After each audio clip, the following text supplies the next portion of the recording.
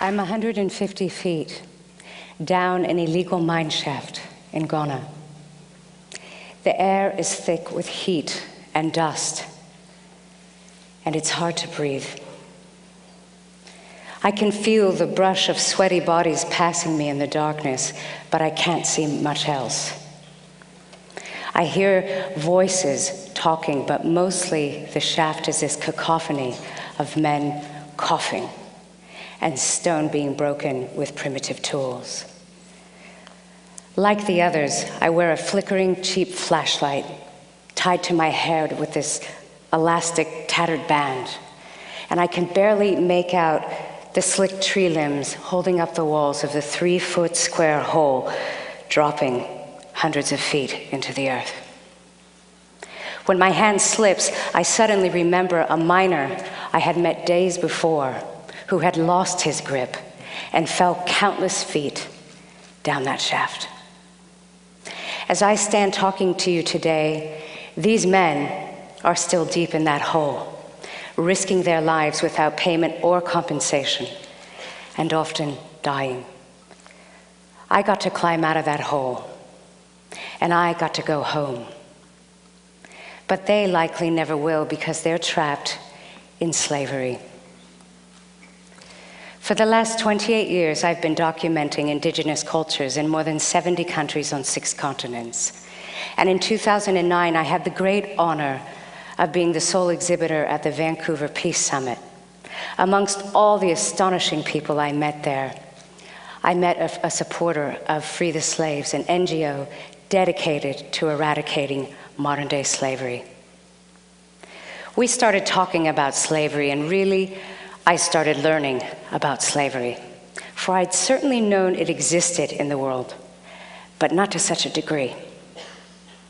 After we finished talking, I felt so horrible and honestly ashamed at my own lack of knowledge of this atrocity in my own lifetime. And I thought, if I don't know, how many other people don't know? It started burning a hole in my stomach, so within weeks, I flew down to Los Angeles to meet with the director of Free the Slaves and offer them my help. Thus began my journey into modern-day slavery. Oddly, I had been to many of these places before. Some I even considered like my second home. But this time, I would see the skeletons hidden in the closet. A conservative estimate tells us there are more than 27 million people enslaved in the world today. That's double the amount of people taken from Africa during the entire transatlantic slave trade. 150 years ago, an agricultural slave cost about 3 times the annual salary of an American worker. That equates to about $50,000 in today's money. Yet today, entire families can be enslaved for generations over a debt as small as $18. Astonishingly, slavery generates profits of more than $13 billion worldwide each year. Many have been tricked by false promises of a good education, a better job, only to find that they're forced to work without pay, under the threat of violence, and they cannot walk away. Today's slavery is about commerce, so the goods that enslaved people produce have value, but the people producing them are disposable. Slavery exists everywhere, nearly, in the world, and yet it is illegal everywhere in the world. In India and Nepal, I was introduced to the brick kilns. The strange and awesome sight was like walking into ancient Egypt or Dante's Inferno. Enveloped in temperatures of 130 degrees, men, women, children, entire families, in fact, were cloaked in a heavy blanket of dust, while mechanically stacking bricks on their head, up to 18 at a time, and carrying them from the scorching kilns to trucks hundreds of yards away. Deadened by monotony and exhaustion, they worked silently, doing this task over and over, for 16 or 17 hours a day. There were no breaks for food, no water breaks, and the severe dehydration made urinating pretty much inconsequential. So pervasive was the heat and the dust that my camera became too hot to even touch and ceased working. Every 20 minutes, I'd have to run back to our cruiser to clean out my gear and run it under an air conditioner to revive it. And as I sat there, I thought, my camera is getting far better treatment than these people. Back in the kilns, I wanted to cry. But the abolitionist next to me quickly grabbed me and he said, "Lisa, don't do that. Just don't do that here." And he very clearly explained to me that emotional displays are very dangerous in a place like this, not just for me, but for them. I couldn't offer them any direct help. I couldn't give them money, nothing. I wasn't a citizen of that country. I could get them in a worse situation than they were already in. I'd have to rely on Free the Slaves to work within the system for their liberation, and I trusted that they would. As for me, I'd have to wait until I got home to really feel my heart break. In the Himalayas, I found children carrying stone for miles down mountainous terrain to trucks waiting at roads below. The big sheets of slate were heavier than the children carrying them, and the kids hoisted them from their heads using these handmade harnesses of sticks and rope and torn cloth. It's difficult to witness something so overwhelming. How can we affect something so insidious, yet so pervasive? Some don't even know they're enslaved, people working 16, 17 hours a day without any pay. Because this has been the case all their lives. They have nothing to compare it to. When these villagers claimed their freedom, the slaveholders burned down all of their houses. I mean, these people had nothing, and they were so petrified they wanted to give up. But the woman in the center rallied for them to persevere, and abolitionists on the ground helped them get a quarry lease of their own, so that now they do the same back-breaking work, but they do it for themselves, and they get paid for it, and they do it in freedom. Sex trafficking is what we often think of when we hear the word slavery. And because of this worldwide awareness, I was warned that it would be difficult for me to work safely within this particular industry. In Kathmandu, I was escorted by women who had previously been sex slaves themselves. They ushered me down a narrow set of stairs that led to this dirty, dimly fluorescent lit basement. This wasn't a brothel per se, it was more like a restaurant. Cabin restaurants, as they're known in the trade, are venues for forced prostitution. Each has small, private rooms where the slaves, women, along with young girls and boys, some as young as 7 years old, are forced to entertain the clients, encouraging them to buy more food and alcohol. Each cubicle is dark and dingy, identified with a painted number on the wall, and partitioned by plywood and a curtain. The workers here often endure tragic sexual abuse at the hands of their customers.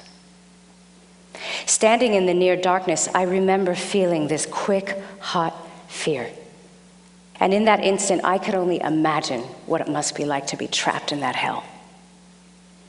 I had only one way out, the stairs from where I'd come in. There were no back doors. There were no windows large enough to climb through. These people have no escape at all. And as we take in such a difficult subject, it's important to note that slavery, including sex trafficking, occurs in our own backyard as well. Tens of hundreds of people are enslaved in agriculture, in restaurants, in domestic servitude, and the list can go on. Recently, the New York Times reported that between 100,000 and 300,000 American children are sold into sex slavery every year. It's all around us. We just don't see it. The textile industry is another one we often think of when we hear about slave labor. I visited villages in India where entire families were enslaved in the silk trade. This is a family portrait. The dyed black hands are the father, while the blue and red hands are his sons. They mix dye in these big barrels, and they submerge the silk into the liquid up to their elbows. But the dye is toxic. My interpreter told me their stories. We have no freedom, they said. We hope still, though, that we could leave this house someday and go someplace else where we actually get paid for our dying. It's estimated that more than 4,000 children are enslaved on Lake Volta, the largest man-made lake in the world. When we first arrived, I went to have a quick look. I saw what seemed to be a family fishing on a boat. 2 older brothers, some younger kids. Makes sense, right? Wrong. They were all enslaved. Children are taken from their families and trafficked and vanished. And they're forced to work endless hours on these boats on the lake, even though they do not know how to swim. This young child is 8 years old. He was trembling when our boat approached, frightened it would run over his tiny canoe.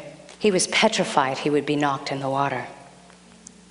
The skeletal tree limbs submerged in Lake Volta often catch the fishing nets, and weary, frightened children are thrown into the water to untether the lines. Many of them drown. For as long as he can recall, he's been forced to work on the lake. Terrified of his master, he will not run away. And since he's been treated with cruelty all his life, he passes that down to the younger slaves that he manages. I met these boys at 5 in the morning when they were hauling in the last of their nets. But they had been working since 1 a.m. in the cold, windy night. And it's important to note that these nets weigh more than 1,000 pounds when they're full of fish. I want to introduce you to Kofi. Kofi was rescued from a fishing village. I met him at a shelter where Free the Slaves rehabilitates victims of slavery. Here he's seen taking a bath at the well, pouring big buckets of water over his head. And the wonderful news is, as you and I are sitting here talking today, Kofi has been reunited with his family. And what's even better, his family has been given tools to make a living and to keep their children safe. Kofi is the embodiment of possibility. Who will he become? Because someone took a stand and made a difference in his life. Driving down a road in Ghana with partners of Free the Slaves, a fellow abolitionist on a moped suddenly sped up to our cruiser and tapped on the window. He told us to follow him down a dirt road into the jungle. At the end of the road, he urged us out of the car and told the driver to quickly leave. Then he pointed toward this barely visible footpath and he said, "This is the path, this is the path, go."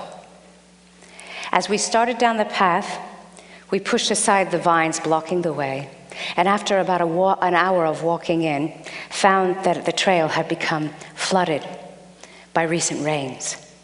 So I hoisted the photo gear above my head as we descended into these waters up to my chest.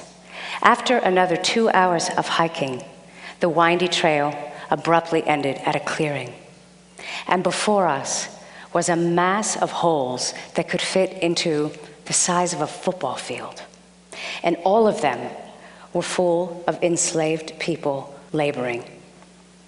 Many women had children strapped to their backs while they were panning for gold, wading in water poisoned by mercury. Mercury is used in the extraction process. These miners are enslaved in a mine shaft in another part of Ghana. When they came out of the shaft, they were soaking wet from their own sweat. I remember looking into their tired, bloodshot eyes, for many of them, had been underground for 72 hours. The shafts are up to 300 feet deep, and they carry out heavy bags of stone that later will be transported to another area where the stone will be pounded so that they can extract the gold. At first glance, the pounding site seems full of powerful men. But when we look closer, we see some less fortunate, working on the fringes, and children too. All of them are victim to injury, illness, and violence. In fact, it's very likely that this muscular person will end up like this one here, racked with tuberculosis and mercury poisoning in just a few years. This is Manuru. When his father died, his uncle trafficked him to work with him in the mines. When his uncle died, Manuru inherited his uncle's debt, which further forced him into being enslaved in the mines. When I met him, he had been working in the mines for 14 years. And the leg injury that you see here is actually from a mining accident, one so severe, doctors say his leg should be amputated. On top of that, Manuru has tuberculosis. Yet he's still forced to work day in and day out in that mine shaft. Even still, he has a dream that he will become free and become educated with the help of local activists like Free the Slaves. And it's this sort of determination in the face of unimaginable odds that fills me with complete awe. I want to shine a light on slavery. When I was working in the field, I brought lots of candles with me. And with the help of my interpreter, I imparted to the people I was photographing that I wanted to illuminate their stories and their plight. So when it was safe for them and safe for me, I made these images. They knew their image would be seen by you out in the world. I wanted them to know that we will be bearing witness to them and that we will do whatever we can to help make a difference in their lives. I truly believe if we can see one another as fellow human beings, then it becomes very difficult to tolerate atrocities like slavery. These images are not of issues, they are of people, real people like you and me, all deserving of the same rights, dignity, and respect in their lives. There is not a day that goes by that I don't think of these many beautiful, mistreated people I've had the tremendous honor of meeting. I hope that these images awaken a force in those who view them, people like you. And I hope that force will ignite a fire, and that fire will shine a light on slavery. For without that light, the beast of bondage can continue to live in the shadows. Thank you very much.